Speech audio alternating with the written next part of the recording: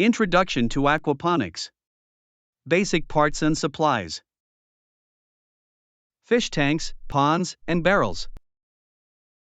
A variety of containers can be used to hold fish, including aquariums, plastic storage barrels, and pond liners. Modified water storage tanks and raised concrete beds with pond lining can also work well. It's important to ensure the container is suitable for the type and number of fish you plan to keep. Grow trays and NFT channels. Specialty growing trays and NFT channels are available through hydroponic and agriculture equipment suppliers.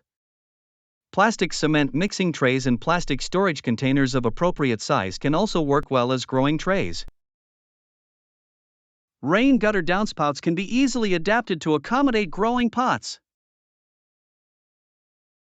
Grow media. Leca is a popular grow media used for aquaponic growing.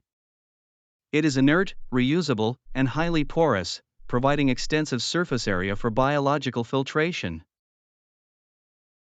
Quartz gravel and rock wool are also good options for grow media.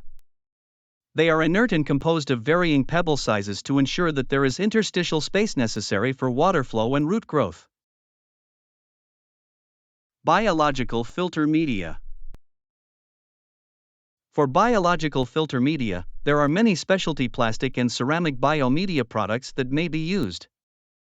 Lava rock, plastic onion bags, and polypropylene strapping are also effective and inexpensive biomedia options. We've had great results using Metala, a commercial pond filter media. It has a high surface area and is available in 4 densities, which may be stacked for optimum filtration. Mechanical filters. These filters remove solid waste before it's broken down by biological processes. You can easily construct a mechanical filter with parts from a hardware store. For larger systems, commercial filters are a good investment. Net pots or basket pots. These plastic pots are perforated to allow water flow while containing the soil-less growing media. Lighting for indoor systems. For indoor systems, lighting is crucial. There are many options, but we recommend T5 high-output fluorescent fixtures and LEDs. Water heaters.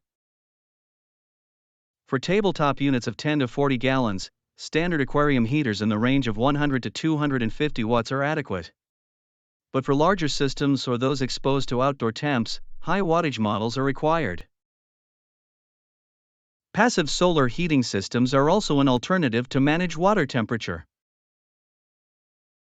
Air pumps and air stones. Aeration is vital to maintaining adequate oxygen levels for fish respiration. Supplemental air pumps and diffusers, along with airline tubing and gang valves to manage flow, can also be used to provide supplemental O2. Most aquarium models are rated to a gallon capacity. It's best to go 1 or 2 sizes higher for sufficient aeration. The depth of the water is also an important consideration when selecting an air pump.